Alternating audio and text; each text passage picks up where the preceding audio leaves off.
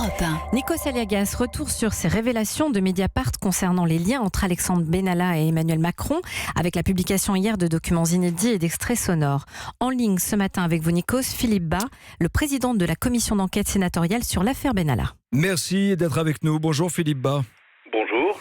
On va reprendre ce matin, si vous le voulez bien, point par point, ces nouvelles révélations de Mediapart. D'abord, la conversation entre Alexandre Benalla et l'ex-responsable de la sécurité du parti, La République En Marche, Vincent Crase, a lieu le 26 juillet 2018. Donc, 4 jours après la mise en examen d'Alexandre Benalla pour violence volontaire dans le fameux dossier du 1er mai. Premier point, ils n'ont pas le droit de se revoir ni de se parler, on est d'accord ? Écoutez, ce point-là, c'est un point qui relève intégralement de la justice. Moi, j'ai toujours été extrêmement attentif à ne pas empiéter sur le travail de la justice. Je peux commenter de manière générale en disant effectivement, quand il y a un contrôle judiciaire n'est pas respecté, des sanctions sont prévues que le juge peut appliquer. Donc il y a violation manifeste du contrôle judiciaire ? Ça, c'est au juge de le dire. Deuxième point, Alexandre Benalla, parlant avec Vincent Crase, exhibe fièrement ses échanges avec le président, qu'il appelle le patron. On écoute. Le patron hier soir, il m'envoie un message. Il dit « Tu vas les bouffer.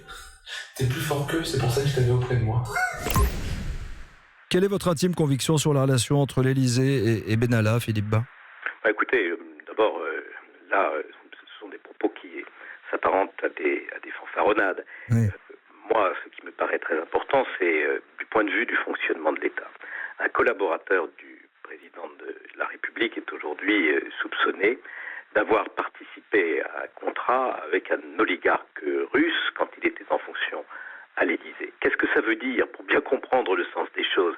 Ça veut dire que un collaborateur du président de la République a pu être sous la dépendance financière d'un proche du président de la Russie, alors qu'il travaillait pour le président de la République. Ça, c'est tout à fait inacceptable dans notre République, et c'est la raison pour laquelle nous avions nous-mêmes posé des questions à M. Benalla sur ce sujet. Il y avait répondu d'ailleurs négativement. Il a dit qu'il n'était pas personnellement impliqué dans ce dossier. Donc... les faits qui sont rapportés à travers les enregistrements que vous avez cités par Mediapart viennent ajouter du crédit à cette hypothèse que M. Benalla aurait été associé pendant l'exercice de sa mission à l'Élysée à un contrat avec cet oligarque russe.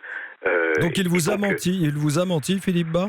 Eh bien, c'est la question de nouveau qui va se poser. Vous savez, nous sommes gens prudents, nous examinons très précisément les faits, nous ne faisons pas de spéculation. J'entends, mais nous aurons à prendre une décision parce que un mensonge, évidemment, sous serment devant une commission d'enquête parlementaire qui remplit une fonction constitutionnelle, je crois, très importante, c'est puni jusqu'à 5 ans de prison et 75 000 euros d'amende. Mais au-delà de ce mensonge et de ce qui concerne M. Benalla lui-même et son sort, il y a le fonctionnement de l'État.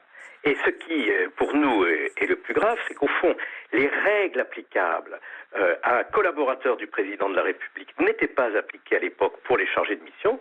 C'était le cas de M. Benalla. Et qu'est-ce que c'est ces règles ? Ces règles, c'est que vous devez, si vous êtes collaborateur du président de la République, faire ce qu'on appelle une déclaration d'intérêt. Et cette déclaration d'intérêt doit vous empêcher d'avoir des intérêts privés qui peuvent mettre en difficulté le chef de l'État. Et c'est tout à fait souhaitable pour le bon fonctionnement de la République et d'abord pour le chef de l'État lui-même. Je vous repose la question, Philippe Bas. Est-ce qu'il y a eu parjure ? Eh bien, c'est trop tôt pour que je vous y réponde, comme je vous l'ai dit tout à l'heure, car nous sommes, méticuleux et nous confrontons les déclarations avec les faits, et donc nous ne faisons pas de spéculation à cet égard. Mais si vous êtes un peu patient, notre rapport, une fois que nos deux rapporteurs, Muriel Jourda et Jean-Pierre Sueur, auront achevé leur tâche de dépouillement des documents que nous avons reçus et des déclarations que nous avons entendues, répondront à ces questions. Et vous ferez quoi après ? Vous allez saisir la justice s'il y a parjure ? Eh bien, nous déciderons justement en fonction de cette analyse, mais je crois que vous avez quelques pistes avec les éléments que je vous ai donnés, et j'ai rappelé les sanctions qui sont applicables par la justice en cas de parjure. Mais si vous voulez, le parjure est une chose. Nous, ce que nous voulons faire, c'est la vérité sur le fonctionnement de l'État. C'est la vérité sur la manière dont la sécurité du président de la République a pu être d'une certaine façon contrôlée par quelqu'un qui n'était ni policier ni gendarme. Il faut des policiers et des gendarmes d'élite, c'est trop important. Et c'est aussi toutes les défaillances qui ont émaillé cette regrettable affaire, notamment le fait qu'on n'ait pas fait sans doute toutes les diligences nécessaires pour récupérer des passeports diplomatiques et des passeports de service et un téléphone crypté. Ça fait quand même beaucoup. Ça fait quand même longtemps que cette affaire traîne, les Français ne comprennent pas. Votre commission d'enquête est terminée, aujourd'hui le dossier il est bouclé.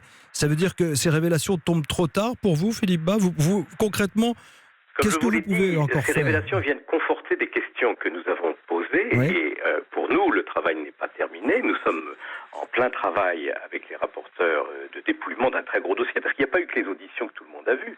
Nous avons aussi lancé nos filets en direction de plusieurs ministères pour avoir des documents nous permettant de cerner au plus près la vérité.